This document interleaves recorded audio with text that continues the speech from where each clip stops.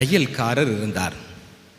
ரொம்ப பழைய ஆண்டுகளுக்கு முன்னால் அந்த தையல்காரருக்கு ரொம்ப நல்ல நேர்மையாக சிறப்பாக அவர் வாழ்ந்து வந்தார்.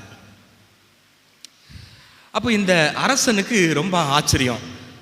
இந்த தையல்காரரை பாராட்டி ஏதாவது பரிசு கொடுக்க வேண்டும் என்று ஆசைப்பட்டார். அப்போ ஒரு நாள் அந்த தையல்காரர் அரண்மனைக்கு கூப்பிட்டு ஒரு நல்ல பரிசு, விலை உயர்ந்த பரிசை என்ன செய்கிறாரு, கொடுக்குறார். அப்போ அதை தையல்காரர் திறந்து பார்க்குறார். திறந்து பார்த்தா அதில் விலை உயர்ந்த வைர கத்திரிக்கோள் இருந்துச்சு. கத்திரிக்கோள். அப்போ அரசர், பத்தியா, இந்த உலகத்திலே யாரும் தர முடியாத ஒரு பரிசு, விலை உயர்ந்த பரிசை உனக்கு தந்திருக்கேன், நீ பயன்படுத்திக்க. அப்போ தையல்காரருக்கு அதில் விருப்பம் இல்லை, அவ்வளோ சந்தோஷம் முகத்தில் தெரியல. அப்போது, டேய், இவ்வளோ பெரிய இது கொடுத்துருக்குறேன், உன்ட்ட மகிழ்ச்சி இல்லையே, சந்தோஷமே இல்லையே. ஐயா, இதை விட விலை உயர்ந்தது ஒன்று இருக்குது அப்படின்னு சொல்றார். அது என்னது? இதை விட விலை உயர்ந்தது, இதுதாண்டா உலகத்திலே பெருசு.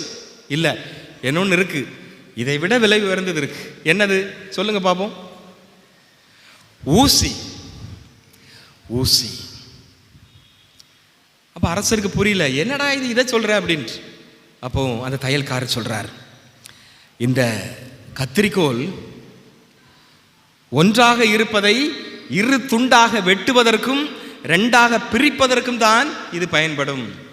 ஆனா ஊசி பிரிந்திருப்பதை ஒட்ட வைப்பதற்கும் வெட்டியதை இணைக்கவும் அமைதியாக இருக்கவும் இது பயன்படுகிறது என்று சொல்லுவார்.